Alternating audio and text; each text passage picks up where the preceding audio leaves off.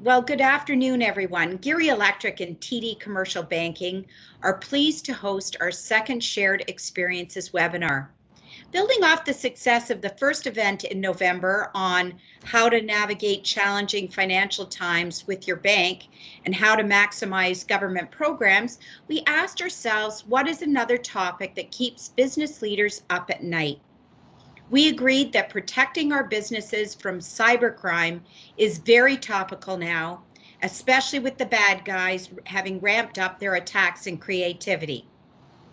We've seen a significant increase in the number of phishing emails and scams out there through emails coming in, trying to hack Ontario business systems and ransomware.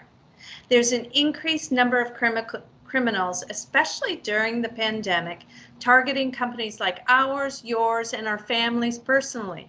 For example, the famous CRA phone calls and emails, or the fraudulent "this is your bank calling" or Visa calling, fake emails of customers saying, please change our bank account to X as we have changed banks, or ransomware where they hold your computer or your files hostage. We all know someone or some business that has been compromised. There have been lots of cases in the press about major stores, hospitals, and other institutions that have had major data breaches. There has been more than one attempted violation at Gerrie Electric. Our first example was an emailed Word document that looked completely normal and when opened, locked our employee system down, and we were asked for ransom. We did not pay, but that employee lost all their data on their laptop. Another time we had an attack when a criminal pretended to be Elaine and asked our accounting department to wire money right away. We have a program in place today to educate our employees on what to watch for, and we have seen a keen increase in our people questioning suspicious communications, and our IT department has done a great job to stop other attempted breaches. Today, our speakers will share real scenarios to bring to life how cyber criminals can bring our businesses real harm and impact our lives. Heather and I are co-presidents and CEOs of Gerrie Electric, and we're very excited to welcome some great four experts from Toronto Dominion Commercial Banking, the Halton Regional Police Services, Joe App's Technology Support, and Gerrie Electric to share their insights on how you can protect and mitigate the risk of your company and yourself from cybercrime. The criminals are getting more creative and are constantly and silently looking for cracks to wind and weave their way into your company and become disruptive in your business. We can't guarantee that you or your firm won't be attacked, but we hope today will give you insight to help tighten down any vulnerability. Our experts are pleased to answer any questions you may have. Just click the chat button at the top bar to submit a message with your question, and it will be directed to the appropriate speaker following the final presentation. If we don't get to your question, we'll post contact information for each speaker for you to follow up with them directly. Thank you for attending today's webinar. Our goal is to inform and educate our audience so that we can minimize any disruption to your business. We'd now like to turn it over to Chris Schmidt of Toronto Dominion Bank to introduce our wonderful speakers this afternoon. Thank you very much, Heather. Well, first off, I'd like to give a big thank you to both Elaine, Heather, as well as the Gerrie Electric team for making this event happen. And on behalf of the Halton and Hamilton Commercial Banking Centers, I would like to welcome everybody that has joined our event today. So we have a great lineup of speakers today, and I hope today's presentation raises awareness and it helps protect businesses from the ever-growing threat of cybercrime and fraud. I now would like to introduce my speakers for today's event. Matthew Pritchard. Matthew is with TD Commercial Banking and is the Associate Vice President of Business Banking Deposits and Cash Management. And from the Halton Regional Police, we have Detective Constable Nate Matthew. And from Joe Apps, we have Joseph Apps. And then from Gerrie Electric, we have Luke Young. All right, so with that, I'd like to hand this over to Matthew to start our presentation. Thank you, Chris. Hope everyone can hear me okay. I thought, Elaine and Heather, I thought that was a fantastic introduction. In fact, you made a lot of my points for me. So I will attempt to keep my section as short as possible because I know we've got 3 great speakers to follow. Again, appreciate the introduction. My name is Matthew Pitcher. As Chris shared, I've worked for TD Bank, been here for over 15 years now in a variety of roles ranging from traditional banking and finance. And I currently lead considered a day-to-day product team for business banking, and that includes some of our fraud prevention product services and tactics. So knowing we have a packed agenda, I'll dive right into my section, which will really focus on fraud prevention from a banking perspective. Melanie, we can go ahead and change slides here. So thank you. So we'll set the stage here for the next few minutes, but we have to acknowledge that businesses are being targeted. In particular, small to medium-sized businesses who are particularly vulnerable. And that's really because when you think of they have larger than average transaction sizes, they generally hold larger than average deposit balances. They will use a range of payment vehicles that you have access to. You're also perhaps feeling you've got a lack of investment in your own cybersecurity and in cyber training amongst your employees. And possibly overconfidence that you won't be a victim of fraud. And it's important to note in a survey, recently was done back in 2018, this survey, over 80% of businesses acknowledge they've been targets of payment fraud. What's interesting here is that when the fraud occurs, often there can be a feeling of helplessness, perhaps embarrassment. And the result is, while 80% of businesses will say in a survey that, yes, I've been a target, less than 5% of actual frauds end up being reported through law enforcement. So we'll talk a little bit more in detail about that and certainly about cybercrime and cybersecurity. But despite the rise in online banking, check fraud still remains the most frequent source of payment fraud for the bank. We'll also speak to, there was a report back in 2019 that examined what are the sources of fraud and really weaknesses in internal controls. They're responsible for nearly half of all employee thefts and frauds. Simply put, where there's a motive, if you provide the opportunity, you dramatically increase the risk of fraud occurring in your business. So, and while I did, of course, say that checks remain the most frequent source of payment fraud, at least from the bank's perspective, business email compromise scams are dramatically on the rise. The percentage of organizations being targeted by such scam increased from less than 50% probably 7 or 8 years ago to well over 80% of businesses being specifically targeted by business email compromise scams. Melanie, let's jump ahead. So check fraud, I said we would reference that's the #1 type of payment fraud. Yes, checks are still very much a thing. And certainly while in your personal life and personal consumers are rapidly migrating to digital options, be it debit and credit and email money transfers, businesses do lag in this regard. In fact, the Canada Payments Association estimates that checks will still be in use and in wide use until the year 2050. So this is a form of fraud that as business owners and employees, you still need to pay attention to. And why is check fraud still happening? Well, really, you've got, technology on one hand has made it difficult to falsify checks, better printing, better security features. Fraudsters have been working overtime to leverage technology like high quality printers, better ink and scanners. Well, they effectively hone their craft. They are experts at this. And from that perspective, there's really a low barrier of entry into this. Check fraud is not that sophisticated, right? It doesn't take a lot of skill or investment in equipment. We're talking about a high quality paper, high quality printer, scanner, and some basic expertise and knowledge with Photoshop. A fraudster will not hesitate also to use a mule to deposit or cash a fraudulent check to minimize their risk of getting caught. Remember, when it comes to fraudsters, it's a law of large numbers. They don't have to be right every time. They only have to be right once, and they come away with your money. And then finally, checks can be easily intercepted at any point in the delivery process. Now, it is important that you understand your responsibility as a business owner in the event of a check fraud. In the banking services agreement that you have signed with your bank, there is a section, regardless of whether it's TD Bank or another bank, there is a section that will speak to verification of accounts. At TD, it outlines you have 30 days from the time your account statement has been issued, whether that's a paper account statement mailed to you or an account made available online, 30 days to make us aware and dispute any transactions. If you approach your bank after that 30 days, for instance, you come back 3 months from now and say, hey, I didn't write this check. Well, now we have legal grounds to not refund you, which is a scenario that Chris as a banker, myself, we don't want to have to get into that conversation.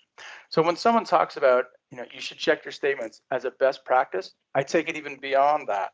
You've actually signed a legal document that attests to the fact that you will check your banking statements. In addition, there's a section in your banking agreement that will outline the limitation of liability the bank has, making very clear I'm not a lawyer, but my simple explanation of this section speaks to your duty of care over your banking instruments, like checks or your online banking credentials. Very simply, treat your checks like cash. They're effectively the same thing. For example, if your employee steals cash from you out of your drawer, out of a vault, wherever you're keeping it, you would think of that as your responsibility. That's not the bank's fault. Well, unfortunately, checks are effectively the exact same thing. An employee or a former employee steals your checks, forges your signature, who is responsible? Well, in the case where it's proven that you did not take a duty of care with your checks, unfortunately, you are responsible. Again, leading to a very uncomfortable interaction and conversation with you and your bank. Finally, and I'll talk in just a second, Melanie, we'll flip slides and we'll talk about some ways to avoid check fraud. But Interact Email Money Transfer, incredibly popular service, great alternative for small dollar payments. For some businesses, that it's just it doesn't make sense. It really is a retail product, but for smaller businesses, sure, it's fast, it's convenient. But I have to urge you, and at the risk of sounding cynical, you can expect a quarterly article from a certain news organization that may or may not be a Crown corporation that highlights consumers losing money from email money transfer. The best advice I can offer is that email money transfer, it's popular, it's a simple alternative, but email money transfers are only as secure as your email. It's not about the Interact or the bank's payment system. It's about the security of your email system. I all too frequently come across scenarios where someone's Gmail has been compromised and they access an email money transfer with a security question like, my favorite Beatle, or what's my last name? Unfortunately, the bank can't do anything to stop that. Once the payment has been taken, it's been taken. So how do you solve for that? I strongly urge anyone using email money transfer to enable the auto deposit feature. That negates the need for a password and automatically deposit the funds into an account that you designate. Melanie, moving ahead, here's some other tips for mitigating check fraud. So we talk about email money transfer. Again, can you use an electronic form of payment for this? Your banks all have sophisticated cash management or treasury management services. And yes, you might say, well, I've talked to a banker like Chris about that, but there's a cost to that. I simply ask you this: weigh the cost of minimizing that risk versus the cost, time, and effort of what happens when you experience a fraud. When you experience a counterfeit, and the bank like us comes to you and says, we'll make you whole this time, but now you have to change all of your accounts, you have to change all of your checks, and we will make you sign a waiver if you don't go on some kind of a service like a check fraud protection, because you've proven that in somewhere along the line, your checks have been compromised. Other things, we talk about, frequent account reconciliation. I know it's here, I'll say you should perform them daily. For some of your businesses, if you're smaller, you have limited number of employees, that's not possible. But certainly you should make it a part of your controls and process to do frequent checks of your accounts, obviously online. Things like high quality check stock. You can buy checks online, you can buy printer checks, at your local office supply store. What I would urge you is that you go to a company that specializes in checks. They have the most secure checks, whether it's a Finastra, Davison, Henderson, Deluxe. I'm not here to endorse any of those, other than to say spend the extra money, but protect themselves. I mentioned, I'll skip over a few. I mentioned automated check fraud detection services. If you are a company that issues many checks in a month, Well, here's a service that all the banks offer. It's not an insurance, it's actually a service in which it can work a couple of ways, in which you can either send the bank a list of here are all the checks that I have issued, and you should only be cashing these checks. Or you can do what we call a negative pay, and that you get to actually see all of your checks, and then within 24 hours, you say, yes, that's mine, or no, that's not mine. Again, those are for companies that issue plenty of checks, but it stops you from going through that pain of effectively having to, bad check's been cashed against you. Now what are you going to do? You've got to contact your bank. You go through the back and forth of dealing with that process. Thank you, Melanie. Let's jump ahead. So that was checks. I know we're here to talk about cybercrime, and certainly as businesses become more digital, cybercrime continues to grow. And this next section, we will focus on electronic payment fraud, discuss how it is evolving, talk about some recent trends we have seen, and discuss some real life scenarios, and end with what you can do to help mitigate the risk that your business will be impacted by this. As mentioned previously, no payment methods, neither checks or electronic payments, are completely immune to fraud.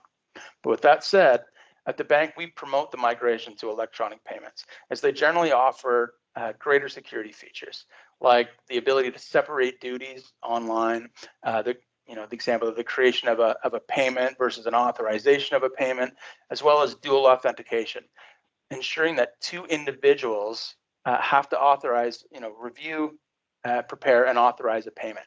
In other words, don't leave the power in any one single person's hands. So, what I would like you to understand is that when we reference cybercrime at the bank, we're typically not talking about breaches to our systems. Banks, and I will speak generally, spend millions of dollars protecting their applications, protecting customer data, and detecting potential fraud. That's a luxury given the sheer size of the banks, and of course a necessity given we are effectively in the customer trust business. Fraudsters know this, so rather than spend their time targeting the banks like you see in the movie where Hugh Jackman hacks into the bank and steals $1 billion, the scenario you should be focused on is how fraudsters commonly target businesses, and really with what I call two outcomes in mind. They're either seeking your online credentials, or they're trying to figure out how can they make you an accomplice in the fraud. Consider the example on the next slide, if you will, Melanie. So we have a simple email here.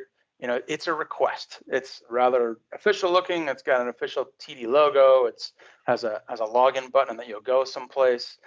Recognizing a phishing email isn't as obvious as it once was. Gone are the days of sloppy grammar and incorrect branding and spelling mistakes and bad Photoshop pictures. These days phishing emails they're on brand. They shouldn't have any telltale spelling errors that might even sound friendly or helpful. So, my rhetorical question to you is, are your employees within your business prepared to scrutinize an email like this critically, with a critical eye, or are they inclined to simply follow the instructions? Larger organizations, and I love that Elaine and Heather spoke to this, have programs in place to educate and test their employees' responses to phishing scenarios on a periodic basis. Are your employees aware of how much could be lost through carelessness or just inattentiveness in responding to emails? This example I've created, it's a decent looking logo, and I created this, and I'm not a hacker, I promise. But it asks you for something. I want you to click on something. I've given you a sense of urgency here. There's a threat here. Your account could be deactivated. You trust the logo. Well, what's going to happen here? You're going to click on this, and I'm going to use often what's sometimes referred to as a man in the middle browser. And in this case, I'm going to send you to a login site that looks and feels an awful lot like the TD online web business banking logins. It's really not, though. It's a lookalike. And what I'm going to do is I'm going to get you to enter your credentials. I'm probably going to get you to enter them a few times just so I can get them multiple times. And now suddenly I've taken your credentials. Right? So, the key takeaway there is be suspicious of any unsolicited email communications. Exercise extreme caution before clicking on any links. If you have any doubts, just don't open the email or any links with it. If it's really that important, someone, especially from a bank, will never send you an email like this. If it's that important, someone like Chris will contact you directly. Melanie, let's jump ahead and talk about spear phishing, which has a great title. Plenty of visuals can be conjured in the mind with that. But really, it's spear phishing, also known as business email compromise, is the most common and dangerous attack method that we see at the bank. It's the #1 cause of online or digital customer fraud loss. Remember, email is not a secure medium. It's relatively easy to spoof or compromise email accounts. Fraudsters may follow along your conversations via email for weeks before finding the right time to strike. Really, the way it works, and a fraudster, again, they don't have to be right every time. So they'll go after a myriad of targets, and they'll identify someone who they can get into their emails, and then they'll start grooming. And what I mean by that is they're paying attention to your habits. Who do you do business with? How frequently do you make payments or receive payments from someone? They start to learn your voice. And fraudsters, they'll often launch their attack when the owner of the email account cannot be easily contacted. We hear all the time of that, and I think it was Elaine who talked about that urgent email from a CFO. If that CFO happened to be in Florida, couldn't get in touch with them, but it sure sounds and feels like the way that they speak. Plenty of examples like this. We've seen them throughout COVID, where the underlying attack style is the same. They'll just change the subject. They'll add urgency around PPE equipment or access to government funding. But ultimately, the approach and the techniques are the same. What I'll call a decent example of this is actually on the next slide. And I put this together. And with my apologies to Elaine, I've used her as our villain here, effectively. And what I've done is I've created this note that looks and feels an awful lot like something that Elaine would send to me, assuming that I do business with Elaine. She references things, hope this finds you and your family well. She knows me. She knows I have a family. It's polite language. She's not trying to be threatening here, because that's not how our dynamic would look in previous emails. But she shared some urgency. I have to take action here. Effective April 1st. Oh, something happened. I should take action to this. Thank you for your business, and I look forward to meeting, face to face this summer. Well, she's noticed in an email in previous exchange that perhaps we would get together for lunch or drinks. So she's made this personal. She's like, well, what has changed? What I've actually done is I've taken Elaine's real address and I've changed the address slightly, but I would have to pay a lot of attention to know what I changed in her address. So if I wasn't being suspicious, I would just treat this as, certainly this is what Elaine does. Obviously, I've changed her phone number here just to protect the innocent, so to speak. But again, known sender, a logo that looks good, it looks official, the tone and nature appear to be professional. What I've really done, though, is I've created this email in the back, and now I've basically gotten you to be my accomplice in changing the payment information. We see this, unfortunately, all the time at the bank. And from the bank's perspective, I've sent the payment where you told me to send it. So I've done exactly what you asked me to do. What we can do as a bank is we can attempt to go to the receiving party at the bank and say, let me try to recall this payment. Let me take it back. Let me tell you what happened. The fraudster on the other end, they've probably created a bank account under fraudulent pretenses. And the moment that I send them the money, they're going to take it and they will have vanished. There won't be money for me to find. On the next slide, so let's wrap up. Some tips for mitigating payments risk. Again, I talk about email. It's not a secure mode of communication. We've talked about that. Avoiding on links, obviously. But treat any changes to an account or banking information, that's a red flag right there. Should not be done over email. Or if it's done over email, fine. Make sure you validate those payment instructions or any changes to account information. Validate them by phone, I'd say, or face-to-face. Clearly, face-to-face, this is a point that holds true, not so much during a pandemic, but you really need to pick up the phone. I know that might sound, are you serious? I do business all the time by email. Well, I've just showed you, and I'm certainly by no stretch a great fraudster. A fraudster has the ability to mimic that tone, and they'll do it well, and you won't be wiser unless I pick up the phone and say, hey, Elaine, it's Matt. Hope you're doing well. Hey, I got your email, right? You sent me that email? And Elaine says, hold on. I've just saved myself how many thousands, if not millions of dollars in payments going out the door. We often hear at the bank, a great example that we use internally at the bank is with wire payments. When someone manually sends us wire payment instructions, we say, thank you, we get everything prepared. But then we turn and we call someone that we have on records on file. Even if they call me, I want to make sure that we call out. So I want to make sure it's a number that we have on file and I am going to confirm before sending that wire payment. And we often hear, oh, you're wasting my time. I gave you this instruction, time is money. Well, what costs more is when I just accept you at face value, send millions of dollars overseas, and that money will never be seen or heard from again. So we take the extra time to do that check. I strongly urge that you do the same. And finally, I'll speak to, again, I mentioned dual authentication. Again, it's a service that we offer that effectively says you cannot make a payment, or in some cases receive a payment, without a second person authorizing it. So slightly different than multi-factor authentication, which you might hear about shortly. That's where you attempt to sign into a service and then you're directed to confirm that was you. Think you'll get a note on your phone from Google that says, hey, you accessed your Gmail from another device. Was that you? Well, that's multi-factor authentication. Dual authentication literally seeks to bring in a second user into the picture, where one individual has the ability to create the payment, but requires a second individual with completely separate credentials to log on and approve that payment. At TD, we insist on having our users leverage dual authentication. In fact, we force you to sign a waiver if you don't use dual authentication, but it's only as effective if the approver takes the time to ask questions and legitimately review the transaction.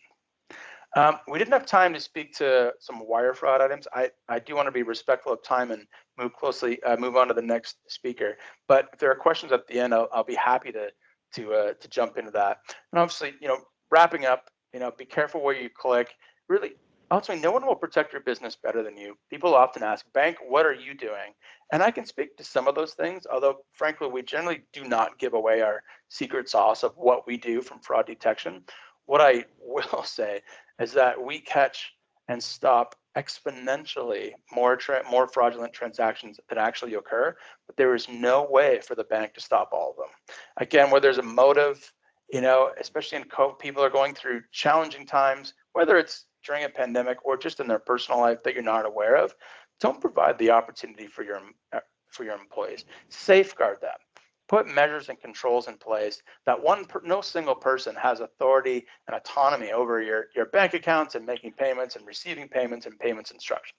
You're protecting your business. You're also, frankly, protecting your employee, right? Like I mentioned, weigh the cost of alternatives, whether it be controls or electronic options to do your banking, versus that loss experience of actually losing money. And again, I'll wrap it up with going back to that old school. I know many of you are still using checks.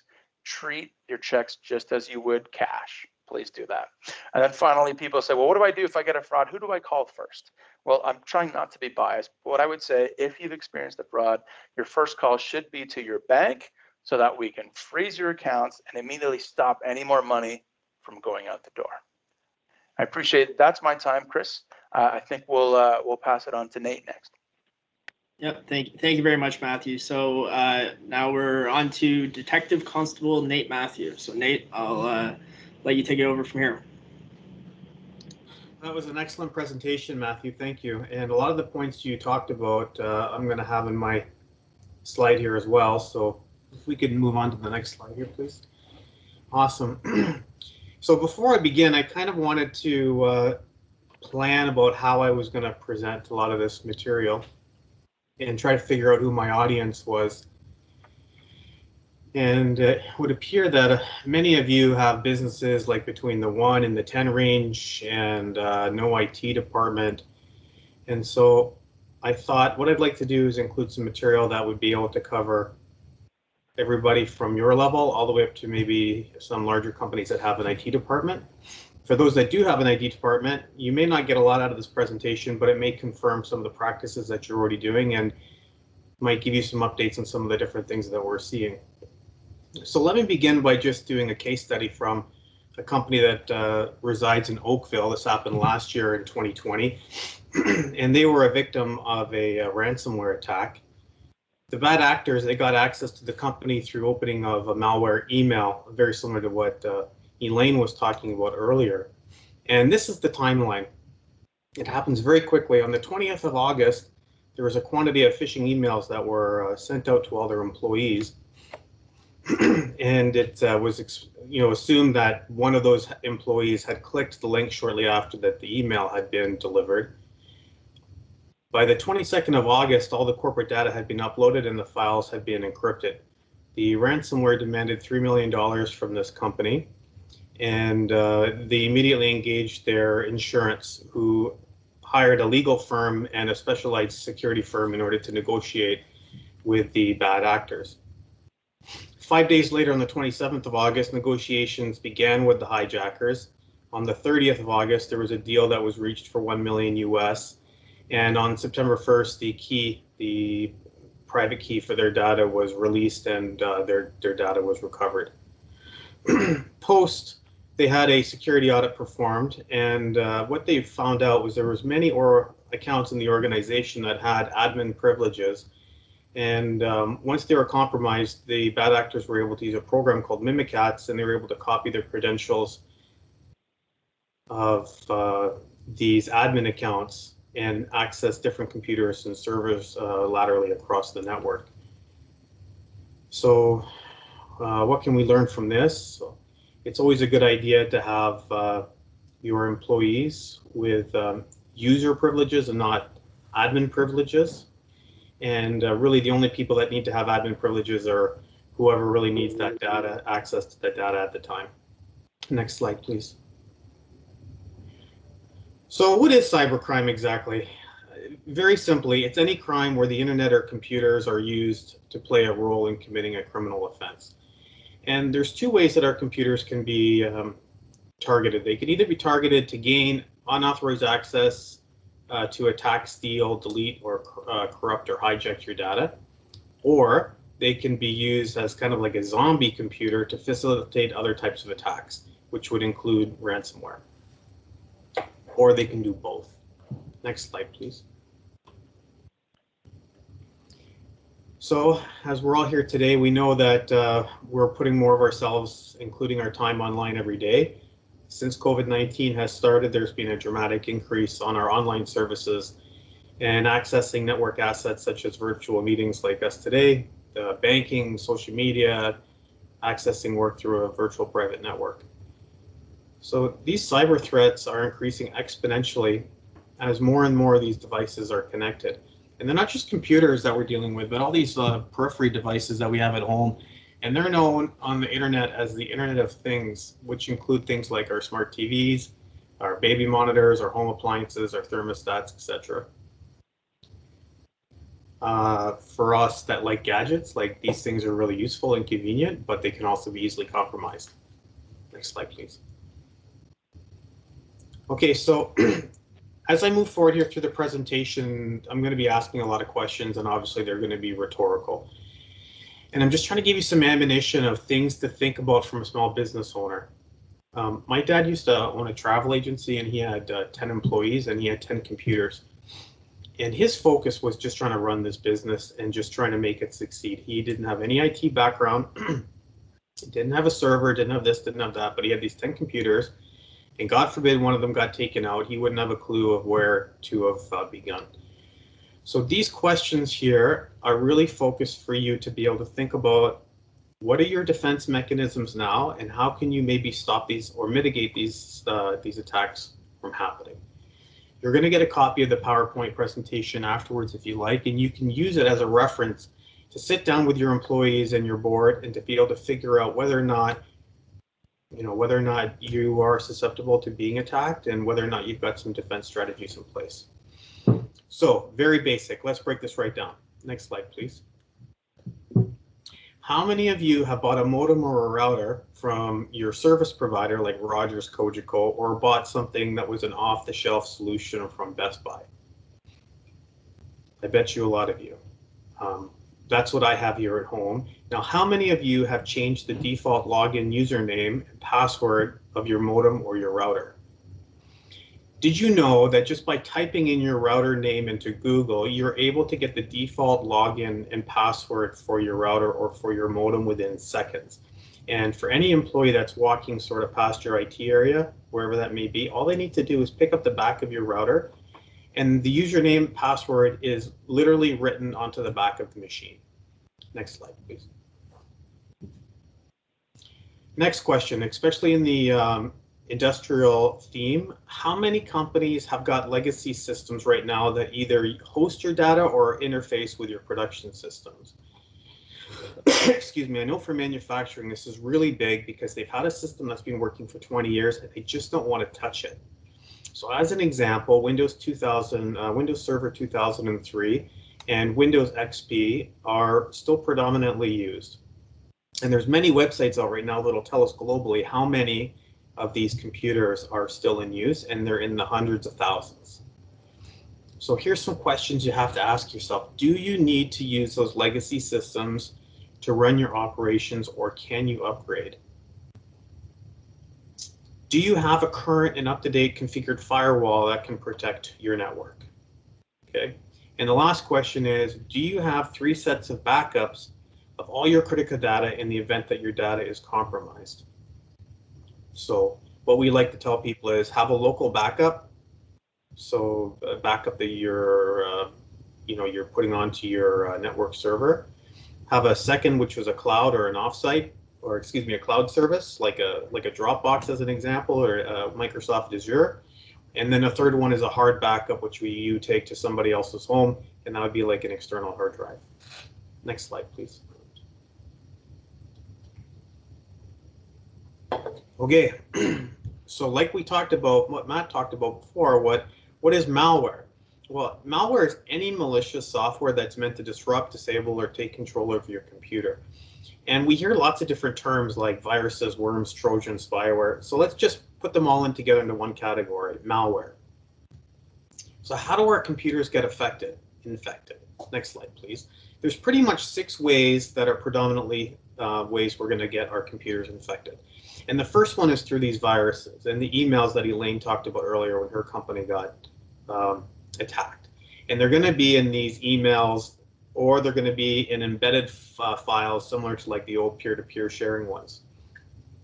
Spoofed websites like Matthew talked about, where you think are legitimate, like your bank or Amazon, they're fake. You enter your credentials and now they've got your username and password. Brute force and dictionary attacks. This is going to be like a targeted attack where a bad actor is actually trying to brute force their way through your to get into your network through username and passwords.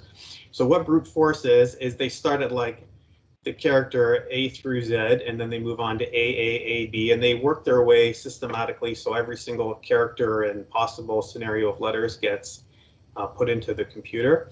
And a dictionary attack is where you can buy them off the dark web. You can have millions of usernames and passwords that are the most common that have been compromised, and they create these lists. And then they would set up a small little program that would automatically just go through, 1 through a million until they find, hopefully until they find the correct password. Social engineering, Matthew talked about this as well. This is where somebody pretends that they're the CEO and they want some information from you. And this is generally done through positional authority, somebody who's trying to make you feel uncomfortable or intimidated in order to give you the information. Shoulder surfing, this is literally somebody looking over your shoulder. And we can relate to this example when we go to the grocery store and we want to make sure that we hide our PIN code. And lastly, Matt didn't talk about this, but it's called bring your own device. And this is where you would bring a USB or something similar from home, and then you insert it into the computer, not knowing that it was compromised. And just imagine for a second, you're walking down the hallway and you happen to see a nice, bright, shiny new USB drive with a big number on it, like 128 gig or 256. So it's a good little piece of kit. And you're curious to what's on this USB. Either A, you want to find out who it belongs to, or B, you just kind of want to see what's on it, or number C is you want to keep this for yourself. Okay, so these bad actors, they will purposely target areas outside of banks or outside of legal firms, so on and so forth, and they will drop these things knowing that you'll plug them into your computer, high likelihood, and then it automatically copies over a Trojan, and then they set up a backdoor. That's as easy as they are to get in. Next slide, please. Okay, so what's ransomware? Okay, ransomware is pretty much why we're here today. So it's malicious software that gets installed on your computer, which will block access to all of the data that you have on your computer or your business network.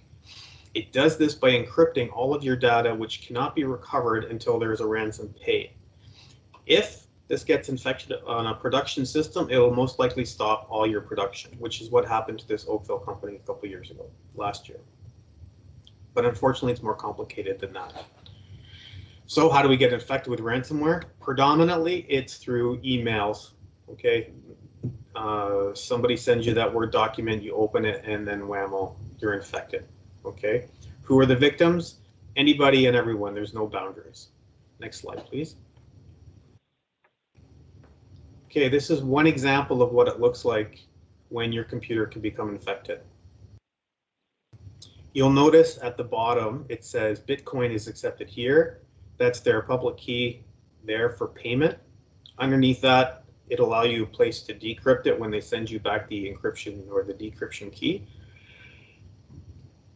Excuse me, and on the left, this part's interesting because it says payment will be raised on, and then it gives you a date with a countdown. So one tactic that they have is if you don't pay within a certain price, the price doubles, or the price might go up by 50%. So now there's a sense of urgency for you to go off and try to find Bitcoin, get an account set up, and then send them some money in order to basically save yourself some money. And then they make it even more, sense of urgency for you by telling you that your files are going to be deleted in 6.5 hours. Next slide, please. Okay, so you said it was more complicated. Okay, it's more complicated, and this is where you really need to pay attention, because these hackers are not spending all their time and money and energy just to compromise your system for fun. They're here to make money, and they're here to make a lot of money. So they do this from a business perspective, and they have a multifaceted approach in order to make as much money as possible. So what they do is before they encrypt your data, they upload all your data to the cloud. Okay? It's a cloud service like Dropbox. Now, depending on how much data you have, this could take days, months, or even a year to upload. Now, just think about the size of your own home data set or your company's data set. How big is it, and how long would it take you to upload all that data? So for me in my home office, I would probably have, I don't know, say a few terabytes of personal data. I have a Cogeco high-speed modem, so it might take me a day or 2 days for me to upload all that stuff at maximum bandwidth. But just imagine you're a large company and you spread across the globe and you got 1,000 servers. Like, how long would it take for all that data to get uploaded? And sometimes it can be over a year to upload it. Next slide, please. So all your data is now uploaded, okay? And then the ransomware will then delete all of your local backups on your servers or on your PCs, and then those are known as volume shadow copies. Once those volume shadow copies are deleted, there's no way to recover your backups. Okay, they've disappeared, because what they'll do is they'll delete them, and then they'll create a new file that's got a very, very small footprint. So now it overwrites that whole file, and you will not be able to get those back. Once those shadow copies are deleted, then they will encrypt your data and lock you out of your system. Okay, so this is how the hackers now maximize their return on investment. They can or will now sell all of your data that's now in their possession on the dark web while they hold your data ransom to be paid. In essence, they're trying to get paid twice for your data. Okay, and also now what they can be doing is they can be trying to sell that backdoor key to another bad actor who could potentially come in now, and he could put more ransomware on top of your existing ransomware, so which means you might have to pay twice to unlock it. Okay, next slide, please. So recently, I had learned that there's hundreds of computers in the US that are being infected. And I heard the last report was 700 computers are being infected an hour. Okay, so this is not a question of if you're going to be receiving these email threats that could lead you to being compromised, but it's a question of when you're going to be receiving them, and then when one of your employees is going to be opening them. Okay, if you open your junk mail folder right now, you're going to see lots of them in there that says, you know, here's a copy of my resume with a password, or thanks to your business. Or perfect examples what Matthew had talked about before me. So this is malware. Don't open it. Okay, now for the most of us, we're pretty good at identifying these and deleting these emails, but for some of us, security is just too much. Next slide, please. Okay, so things to think about now. How much is your data, your trade secrets, and your intellectual property worth? Okay, how much is it going to cost you to lose all of your office production, your productivity, or your operations, your manufacturing per day, per month? Do you have a network defense structure in place to protect your information systems? And your information systems is not just your data, it's the people that you work with and that you work for. They are the ones that are part of your information system. And honestly, you can have the best security that's out there, but if you have somebody that's just way too curious, they're your weakest point, and they're the ones that are going to fail the system. So what would you do right now, as soon as we get off this conference, if you found out that your whole system had crashed? You have no time to get it back up and running. So before this happens, God forbid this happens, you need to come up with a plan. Okay, so here's just 3 things here to get us started. The first one is called an incident response plan. The second is called a disaster recovery plan. And the third one is a business continuity plan. Next slide, please.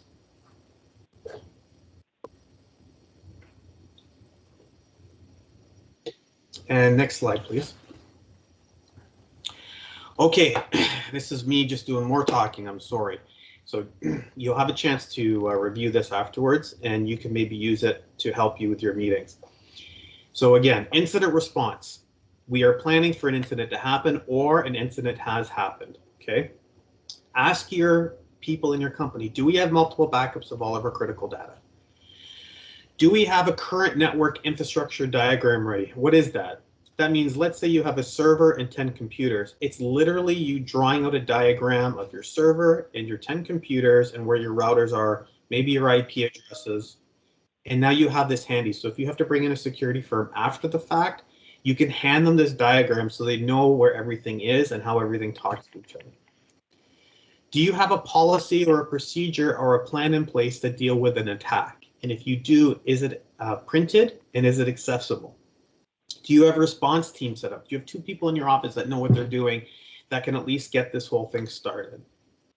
Do you have cyber insurance? Okay, discuss with your people, when should we pay the cyber insurance? Do you have a public relations and a communications plan to your partners and customers, and what is it going to be? Do your employees know what to do in the event that they begin to see suspicious activity? Who is on your emergency call-out list? How do you mitigate your secrets or your intellectual property that's now being sold in the dark web? And finally, how do you mitigate your operations center being closed for days, weeks, and months? Now, the bottom part of this slide is really interesting. It's like, have we pre-purchased any Bitcoin in advance? And this is something I just put in a couple of days ago. Recently, we had a Zoom conference call with one of our RCMP national coordinators, and she said that what they're seeing is businesses are now pre-buying Bitcoin in order to be able to have a faster response time to these ransomware attacks. I also had a Zoom meeting with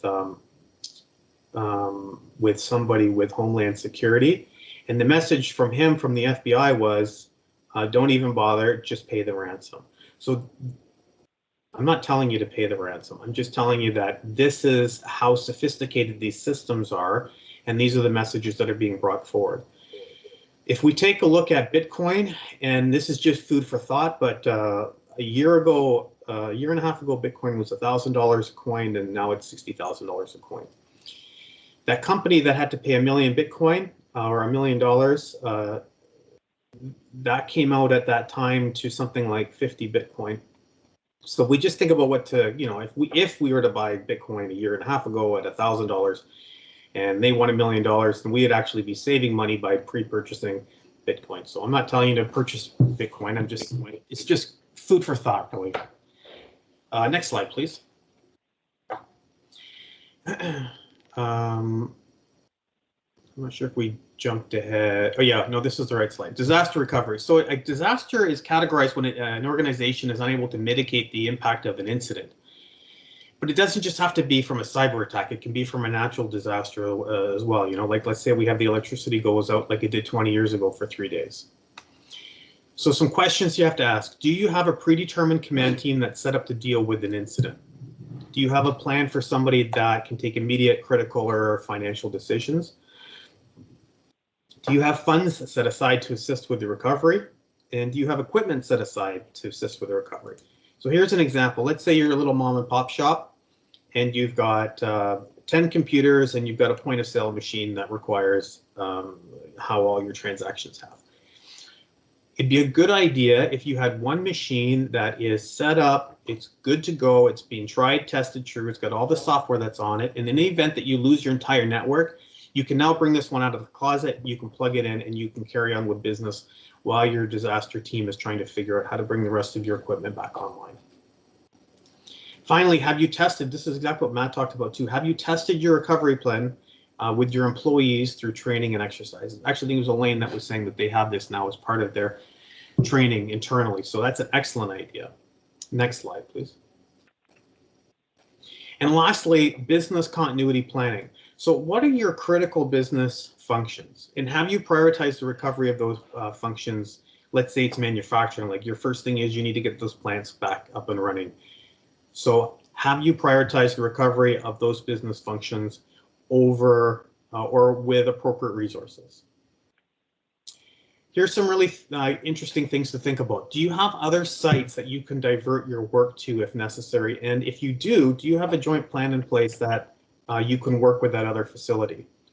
And if you don't, let's use the travel agency again as an example. If you don't have somebody that you or another facility that you can work with, are there neighboring businesses that essentially you're in competition with, but now you can partner with to be able to mutually align in the event that either one of you becomes compromised in one of these attacks?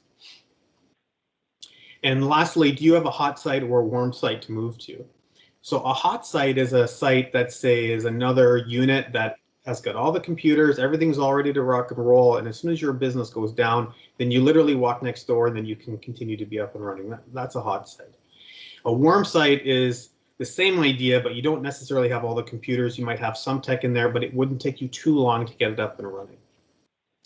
Now, in my last, before I was with Halton Police, I was with York Police, and just to give you an example, they have a secondary communications site. So all of their 911 calls, they work out of their primary site, but then twice a month, everybody would then go to their secondary site and they would make sure that they would use it and they would become familiar with it. And so in the event that they would have to switch from A to B, there's no learning curve that's associated with it. They can just go straight in and it's business as usual. Next slide, please. Okay, so prevention, what can we do? So let's do like super basic. Change the username and password on your modem and your router. There's a thing called a 10.4 rule, and we'll talk about that in just a second.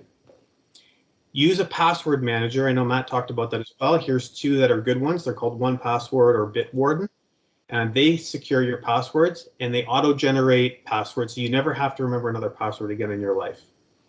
Don't share your passwords and don't use the same password across multiple accounts. Some basic computer stuff, make sure that you have all the latest patches and that you're up to date. Don't open up those unknown attachments or emails, click on links, and get a good quality antivirus program. Not all antivirus programs are equal. Okay, so do your research ahead of time. Next slide, please. Okay, so 10.4 rule. This is a really interesting slide. How strong is your password? So on the left here, we have passwords which are just numbers and letters. And if we take a look at the password length, the very first one, it says number 8. Any basic computer nowadays can crack that password in 1 second. On the right-hand side, we have that same 8-character password, but now we include things like your @ symbol and a couple of exclamation marks. This is where the 10.4 comes into, okay? So the same 8-character password with those special characters now takes 2.7 hours to crack. If we move down to 10 characters on the left, it's 11 minutes. And if we move to 10 characters on the right, it's 2.1 years. So a huge dramatic difference just by adding in a few extra characters. If you do 16 years, it'll be 1 million lifetimes before somebody can get into it. But that's obviously it's unrealistic. So next slide, please. Okay, so user tips, best practices. Okay, so never reply to calls, emails, exactly what Matt talked about. If you get something from your email, call the person and make sure that they did, in fact, were the sender. Only download applications from trusted sources. Think twice before you click on a link. And don't feel pressured by any emails to click. If you get an email from a service you use like the banking or the eBay, instead of clicking on the link, what you should do is go to your browser, type in TD Bank or whichever bank it is that you use, and then log on your normal way in order to get there. Next slide, please. So here's some advanced tips for the companies that do have an IT department. The training that I've had suggests that a lot of the ransomware are using port 449 in order to laterally move across the network. So maybe just consider blocking 449 on each one of your computers. Number two is a lot of ransomware will not execute if you're in a virtual environment. They basically save it for being on a traditional host.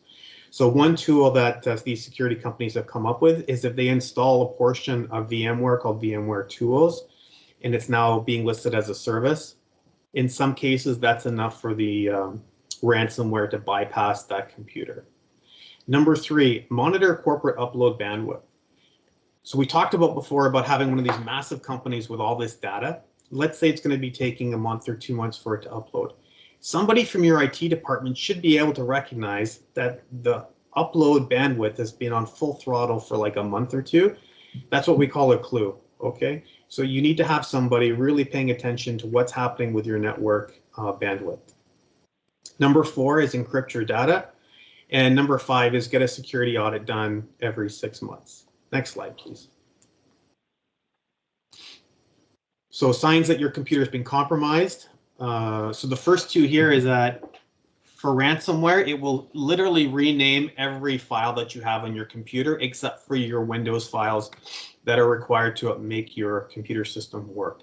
So all of your data files are going to be given a new extension at the very least with something similar to RYUK or NYPD or 777. And then number two is your antivirus program will tell you that there's a virus on the computer.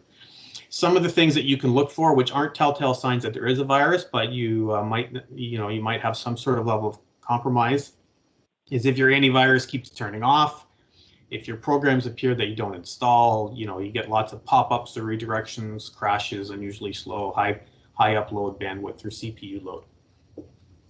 Next slide, please.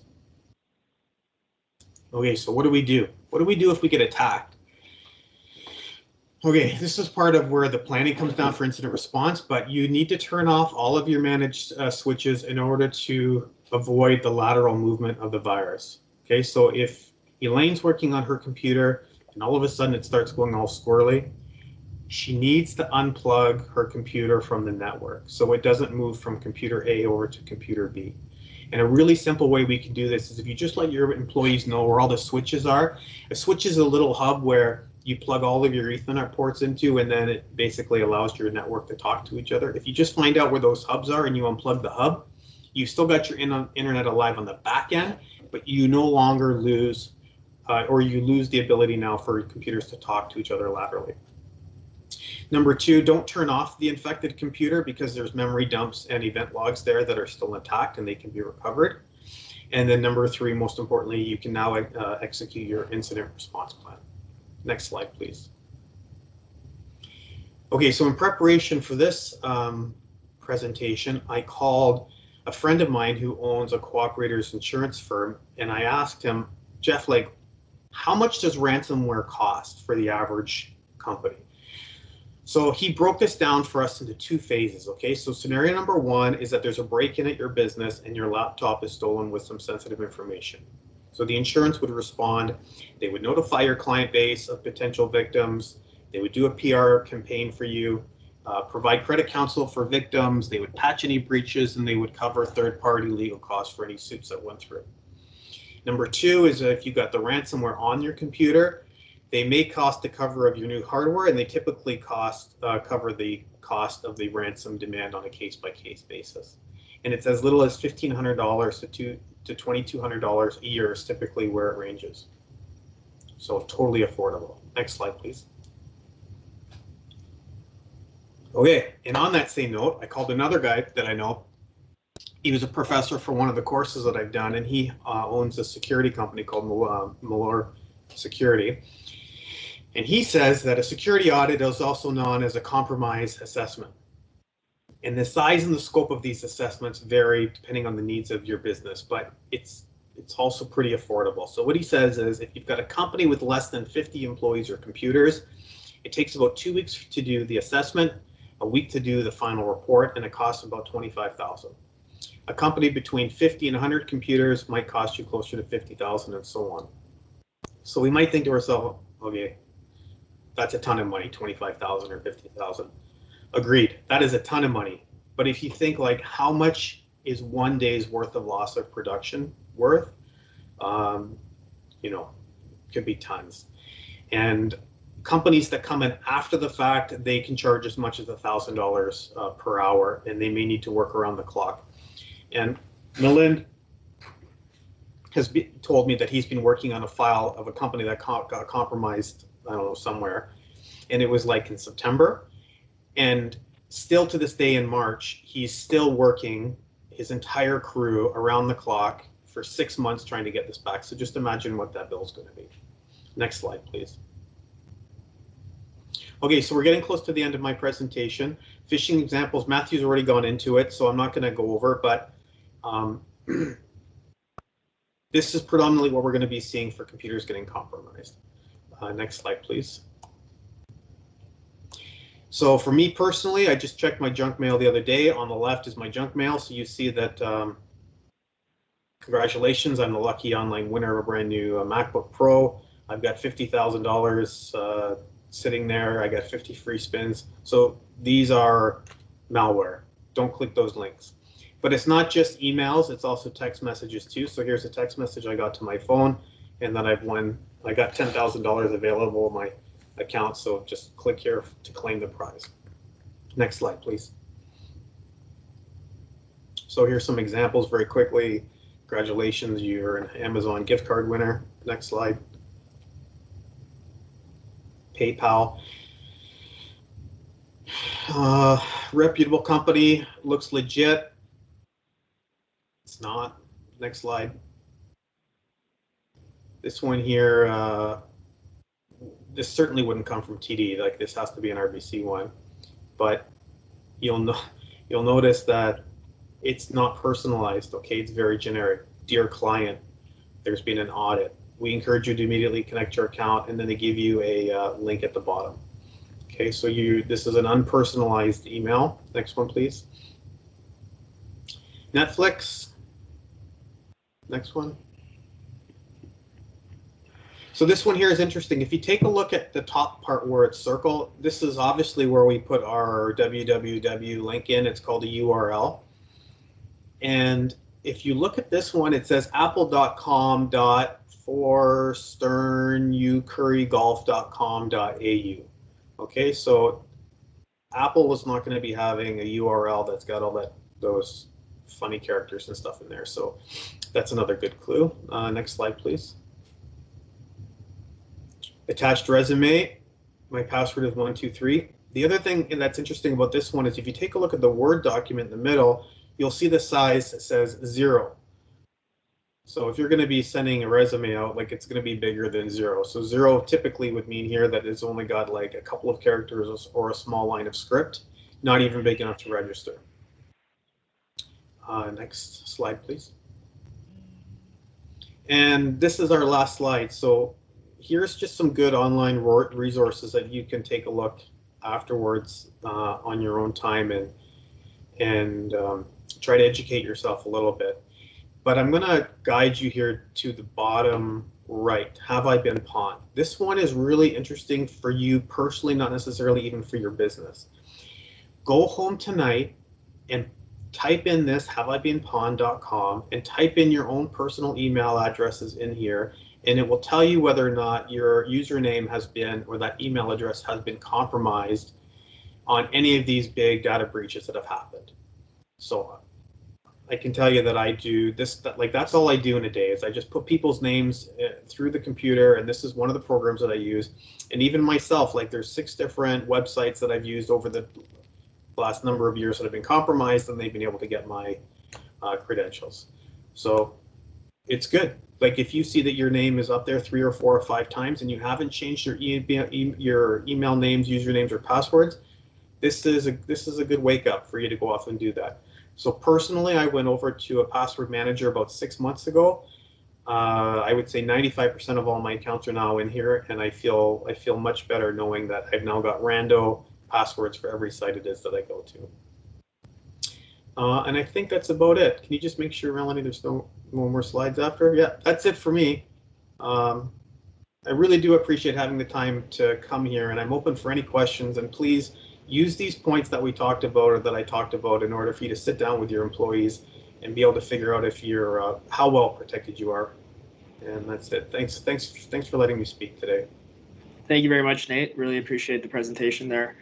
Up next is Joseph Apps, and I'll hand it over. Go ahead, Joe. Good afternoon, everybody. I'm Joseph Apps from Apps Technology Support, and we help small businesses and organizations thrive at the intersection of business and technology. We're here today to discuss, as the other two great speakers, Nate and Matt, have discussed, is cybersecurity. A lot of my points do touch on similar things that they talk about, but I want to make sure that everyone's aware and they know the simple things that they can do to keep themselves safe before consulting an IT company like ourselves to come out and help you secure yourself down. So could you head to the next slide for me, Melanie? So cybersecurity while working remotely is a huge topic right now, and there's a couple things your employees can easily do to make sure that they're secure, because as Nate alluded into in his presentation, ransomware unfortunately is getting paid by these insurance companies, and even like the FBI said, they said just pay it. So it's become kind of socially acceptable to pay these terms. So it's not just guys sitting in their basement, girls sitting in their basements designing these programs. It's full-scale organizations that own those big buildings like in Toronto, but in other companies, or even here we tackled a lot better, right? But they have credit departments, they have client departments, they have everything like that. So we're fighting more against organizations now than single people, and that's why you have to be safer than ever. Melanie, if you can take us to the next slide. We're going to talk a little bit about scams. So as we've heard already, that the scams that are coming out from different organizations. So they look to be from the government, they look to be from big organizations like TD, RBC, places where you're going to have concern, right? COVID-19 tests, now that vaccinations and stuff are becoming critical, are a huge scam as well, and getting people to enter personal information that the government site might be asking into your browser for you to get vulnerable from. So you may also get an email promising the attached information offers stuff like safety measures, information from the World Health Organization, or other places where links might be clickable. You have to make sure that when you're reading this, you really check the links. You want to be sure that that link is coming from the proper place. And as Nate had displayed in his last place, a good site to use is VirusTotal. If you copy that link address and paste it into VirusTotal, it will check a definition database of about anywhere from 50 to 100 different sites to make sure you're protected. Now, our next slide is how do we avoid scams?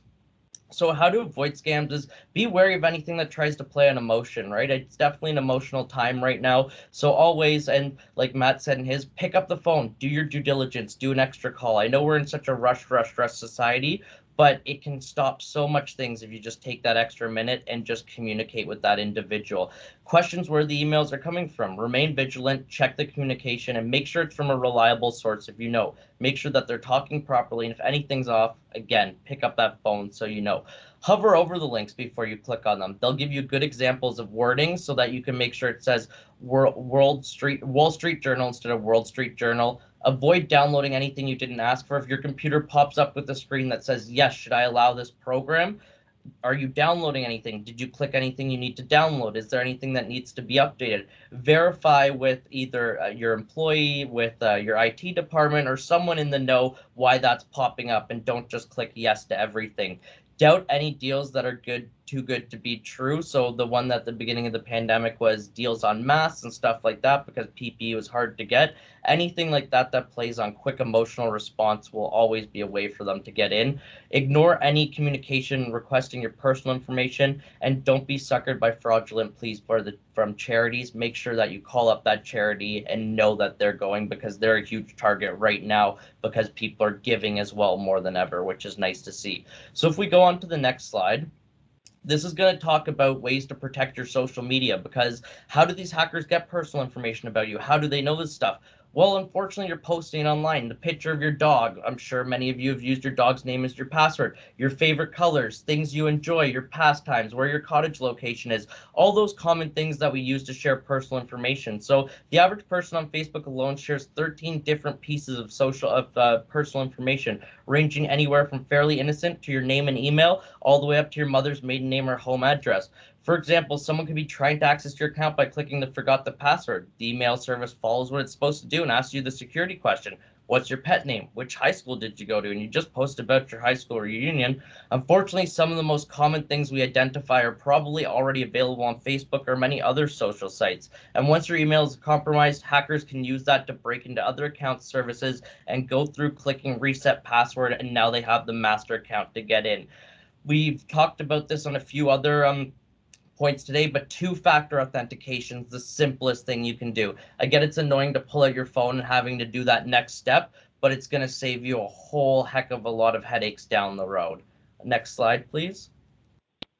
So to secure your social network, begin previewing your profile. Others will see it. Review your profile. Make sure nothing that you don't want strangers to see is up there. Make sure that your events are only ever set to friends, unless it's a charity event or something you're doing, then share it out, but make sure that you have that auto set to friends. Be wary of odd friend behavior. I'm sure we've all seen that, friends asking for gift cards or money or anything like that in Messenger and other chat places. Just verify with them and update your past security settings too. It doesn't hurt to go in. Facebook and other social networks have in their settings, a great security program that you can use that goes through and makes sure everything's locked down. And we'll head on to the next one, Melanie. This will just talk about how passwords are exhausted. So as Nate had mentioned, passwords have leaked everywhere from MySpace to LinkedIn to Twitter to Equifax breaches and many other ones. So what's something you can simply do to manage passwords? A password manager is a huge one, but on our next slide, we have a password system that we find helps a lot of our clients. So for example, a character, a word, something about the site, a number, a character. So if we use the example above, it might seem a little complicated, but it really is just based around the words kitty, Facebook, change the FB to something else for other sites, and then add some numbers in, right? You can do these 75, 76, 77 for your different social networks, or work in something that works for you. Finally, our last slide shows us that things that we can do is just use a password manager. Those are huge. Go to haveibeenpwned.com. That's going to be a huge resource that you can use for free right now after this presentation to check if your accounts have. And it doesn't hurt to go in and change those passwords and at the same time implement a program like LastPass or the other two Nate had mentioned. I've used all of them and we have organizations that use them all. They absolutely love them. So my last slide is just a few simple tips for remote working. Keep your devices up to date. Make sure that you're always on a secured network. Use VPN to access any private network resources. Use strong passwords for your work stuff. Make sure you have a solid antivirus program. We love Bitdefender, Gravity Zone, and Cylance because they're starting to adapt AI. AI is my biggest belief. That's the way that we're going to keep ourselves safe. There's way too many people creating viruses now to read through a definition-based database and protect these. And implement a company remote working protocol and a backup and disaster protocol, because a backup's the last simple thing that you can do to keep yourself safe. So make sure it's up to date. Have strong passwords, have a good backup and antivirus system. I thank you all for coming today, and we look forward to helping you with your cybersecurity and your questions. Thank you very much, Joseph. I really appreciate the presentation. So on to our final presenter today. So it's Luke Young with Gerrie Electric. Thanks, Chris. Glad you could all join us here today for this important topic. I know I learned a bunch already just listening into the other speakers. Today, I'm going to speak primarily towards the industrial manufacturing businesses, as they're unique to other businesses from a networking and network security perspective. I'll start with the IT, or the carpeted floor networks, setting the stage. Some common Ethernet network lingo that you and I see every day: HTTP, or add the S for secure, TCP, and IP. So as most of you probably know, every Ethernet device has an IP address, a unique address that identifies it on the network. TCP is a transmission protocol, and HTTP is a hypertext transfer protocol. These three kind of work in conjunction to get Ethernet communication happening from the device level out and over the network and onto the internet. And so the reason I want to highlight that is just, to create this awareness that every IP device that you connect to your network can be potentially accessed directly from the internet. And so very, very important to understand that concept from a security perspective, obviously. IT networks, they've used these IP protocols over Ethernet for years, and they recognize the network infrastructure as a critical asset to business operations. And generally, I would say they have dedicated IT or IS technical support, either on-site or contracted, and therefore, for the most part, pretty well managed. In recent years, we've welcomed IoT, which was mentioned already, the Internet of Things. Each of us likely interacting with multiple thousands of IP-enabled assets every day, just by browsing the web, using our smartphones, changing the temperature, or monitoring a home security camera from a remote location. Maybe even a notification that your garage doors remained open and you have the ability to close it. The exact same thing is happening very quickly on our factory floors. That has been labeled as IIoT, or the Industrial Internet of Things. So now to contrast the legacy OT networks. In years past, communication networks on the factory floor were proprietary. They weren't IP-based, and they were isolated from both the IT, or the business network, and the internet. However, due to Ethernet's open standard and worldwide adoption, and the ability for them to transport critical data reliably, Ethernet has proven itself quite viable for use in the production environment. And as Ethernet devices start showing up on the plant floor, these little isolated networks were often built, happening over the last number of years. They were for specific purposes often. A little bit of data collection, maybe monitoring for a specific machine, giving maintenance staff access to PLCs over the network. And they were often deployed by operations and maintenance staff who knew enough to kind of get them working. And I think it was mentioned previously, often not changing the out-of-the-box settings. And these people that were setting up weren't formally trained on all that's necessary to make sure you operate a secure network. And again, that's fine while they're all still isolated. At that time, the networks weren't used for controlling critical machine processes either. They were often just data collection and such.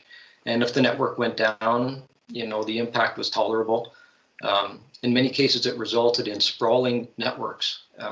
Because of this kind of low impact, if things went down, they just kind of grew over time.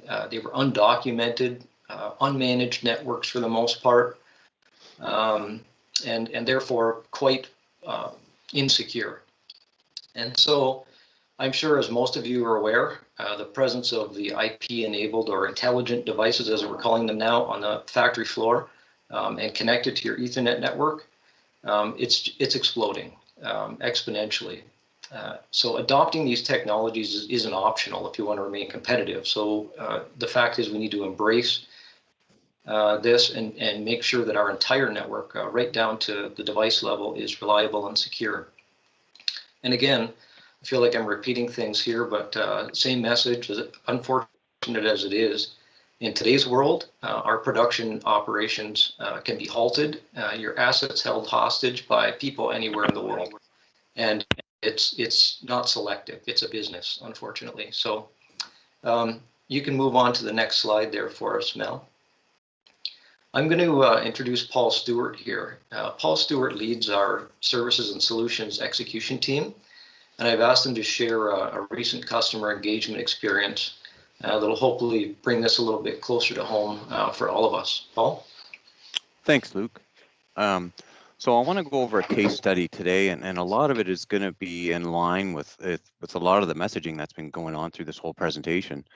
So there was one that's close to home, and that actually took place in a Norwegian company, Norsk Hydro, which was was held hostage by a cyber attack back in 2019. The production lines at all of its 170 plants was affected, and it started a chain reaction and made a lot of their processes have to switch to manual mode. And the reason I want to talk about this is because their response to the cyber attack was actually very unique. They made a very quick decision on what their strategy was going to be when they realized the size of this threat.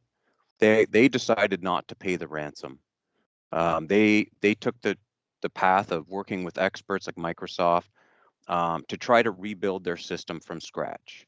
Now, the easy option would have been to pay the ransom, but there was no guarantee that they would ever get their information back. As it was explained earlier in this presentation, that they've probably already copied the files and you're probably not going to get them back. One of the other factors was they did not want to fuel the cyber industry. As explained, these guys are criminals, and it's a business. So they did not want to fund a business that was used in this manner. What they also decided to do was they were going to go public, which is very unique because a lot of companies that have been compromised don't go public, but they chose to go public. They actually had daily news conferences. They updated their suppliers, their stockholders, their customers, their vendors, their employees as to what was going on. They even let media in behind the scenes to watch the team of people that were tasked with rebuilding their system from scratch. And one of their main drivers for that is they wanted to spread the word and educate people that, hey, this is real, this can affect you, and this is what it can look like. So now this was a strategy that they were comfortable with, and it was kind of unique, but that strategy is not for everybody. But as the messaging you're hearing through this presentation is one of the key elements to fighting this is having a plan. Have a strategy that works for you and that you're comfortable with. Mel, would you next slide, please? So this attack actually happened months prior.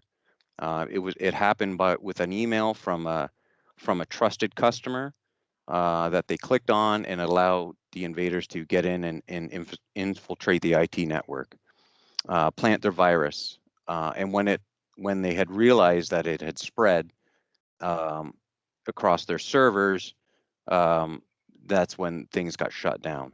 So actually, the breach would ultimately affect 35,000 employees across 40 different countries, and it locked thousands of servers and printers.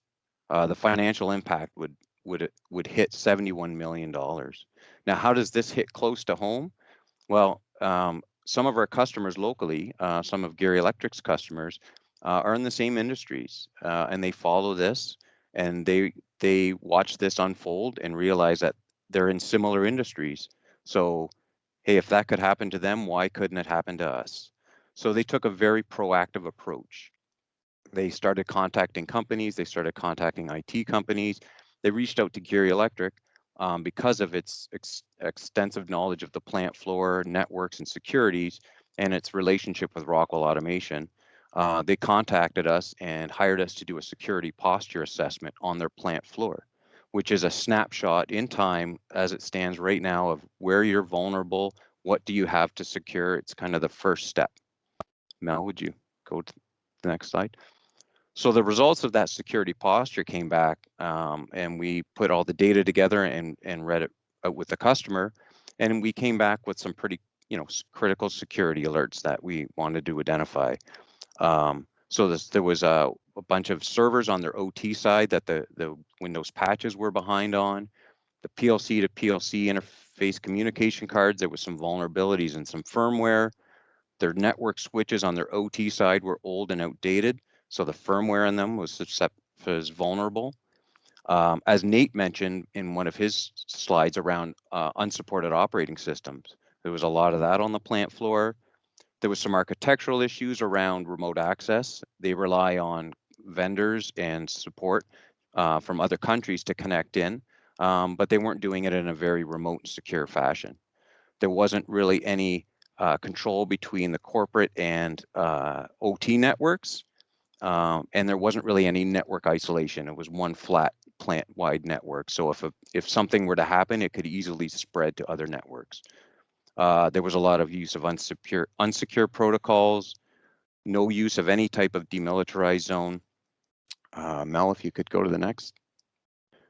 So our team at Gerrie Electric worked with the customer and evaluated, hey, what is critical? Let's tackle the low-hanging fruit right away, because a lot of these is a journey. It's not going to happen overnight. It takes time to put these things in place, but you got to start somewhere. So we started by attacking some of the most vulnerable things. And again, as Nate mentioned, the unsecure or the outdated operating systems we all have, and these are all very common to industries. This company wasn't unique by any means. A lot of Windows XP machines on the plant floor, and they're there to support old legacy operating systems, old legacy controls hardware. So we put a plan in place. We flashed controller firmware. We started down the path of eliminating those XP machines and get them off the plant floor. We have a plan in place to work on architectural issues, dividing up their networks, finding the best way for them to get secure ways to get remote accesses, which is critical for them. And we also took care of a lot of the firmware, any vulnerable firmware that we know about in the Rockwell hardware from, it's very dated. So we flashed firmware up to a safe level. Okay, thank you. Mel, next.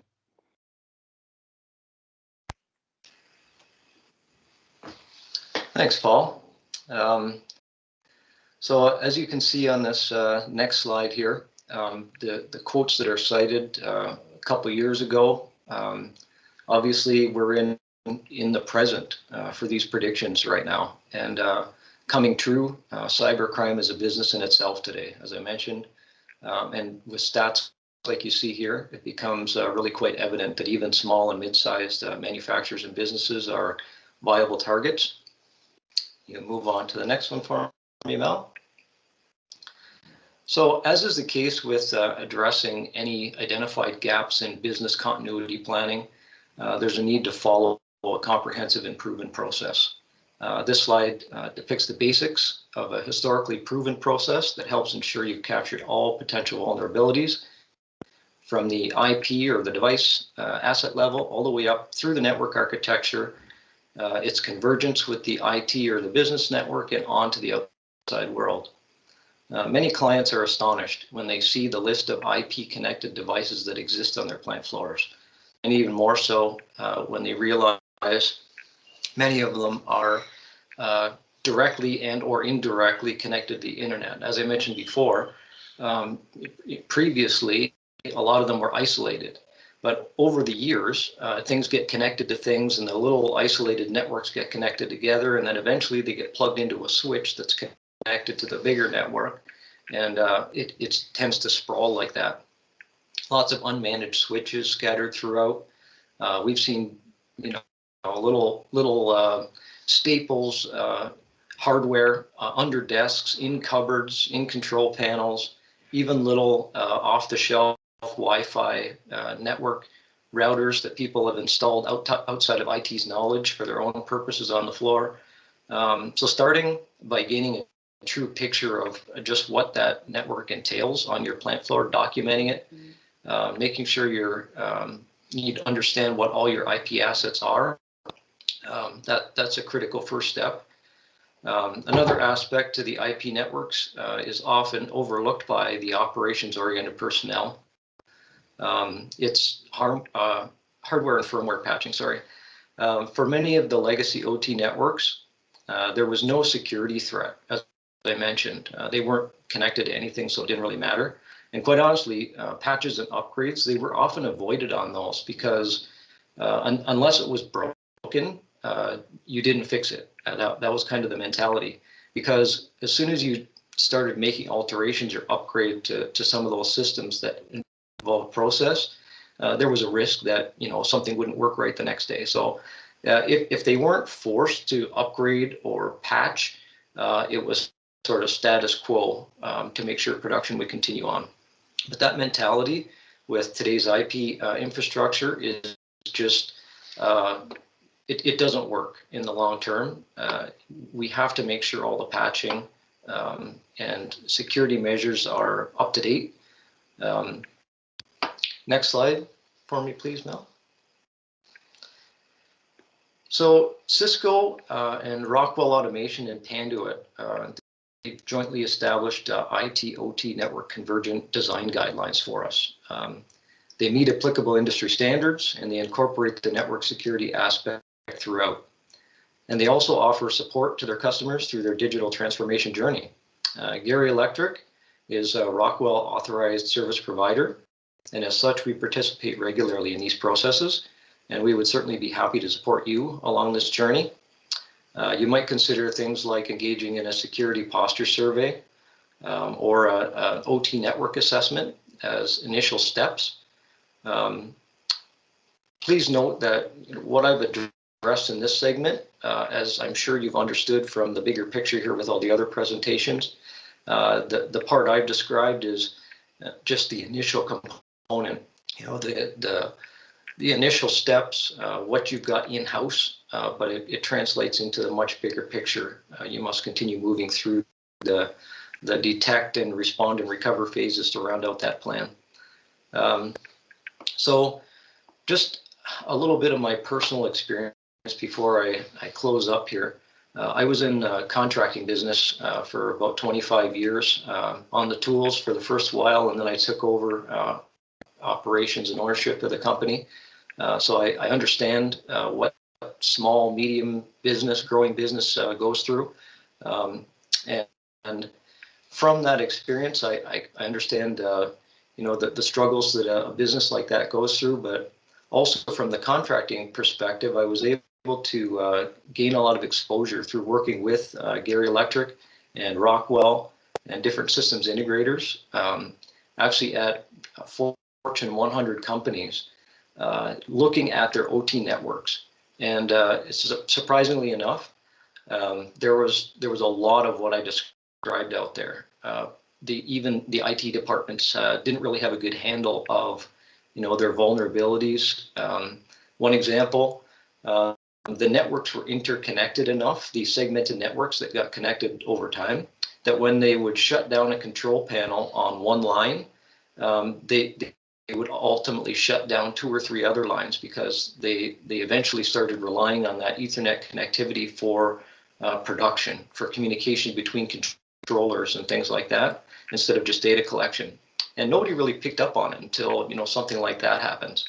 So again, that's very localized, but it just exposes the vulnerability that a lot of these factory floors have right now. And so it's just imperative to highlight that and start with the first steps and create your plan. So I'm going to say, if you don't take away anything else from today, please take away that you need and to build and document a plan in the event of a cyber attack. We certainly appreciate your participation, and we invite you to reach out to us at Gerrie Electric or any of the other presenters at any time.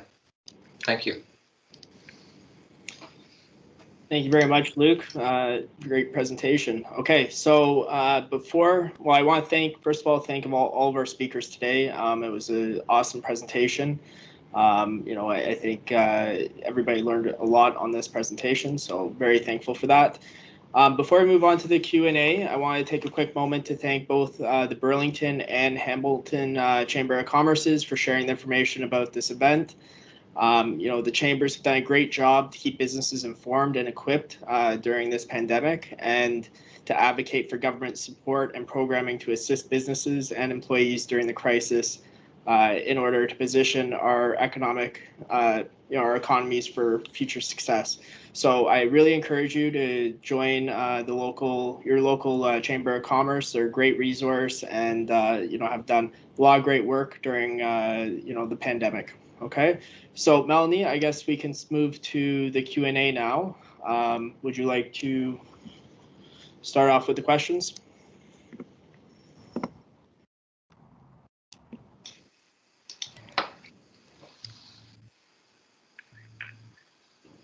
So the one question that came in was asking if there, one moment.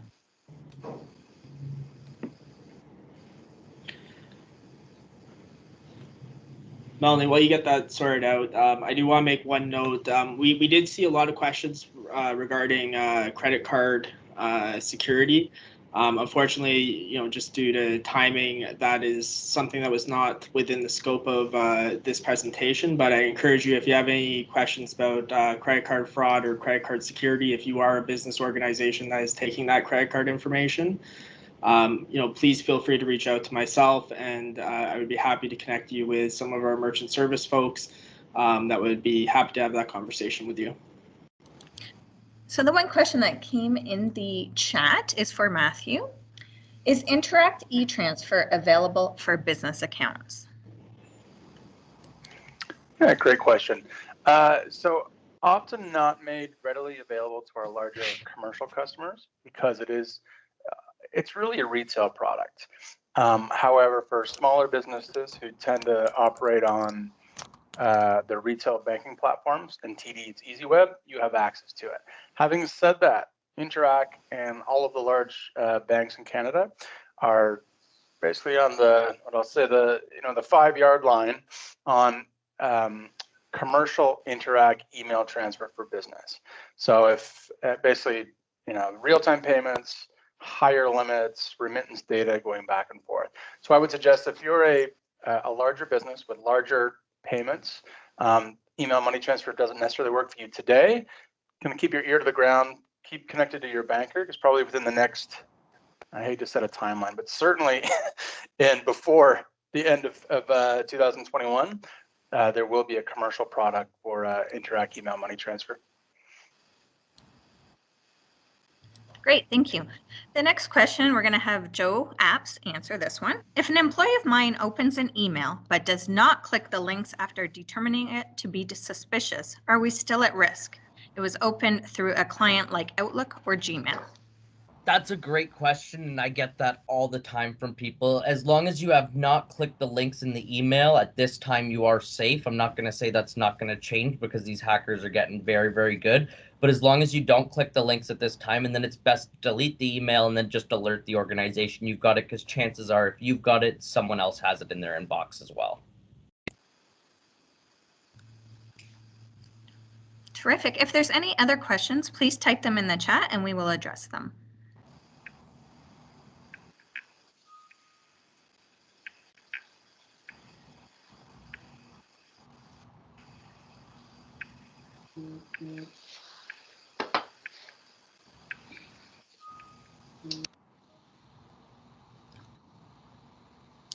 It looks like, Melanie, that the questions have all been answered.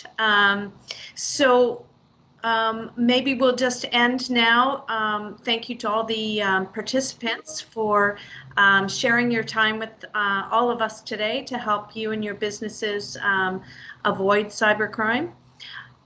We will be sending out the presentations and the recording to everyone who registered, but as well, if you prefer not to open or click, we will be posting it on the Gerrie website at gerrie.com, and you'll be able to access it there as well. With that, have a great night, everyone, and thanks for joining Heather and I and our great speakers today. Thank you.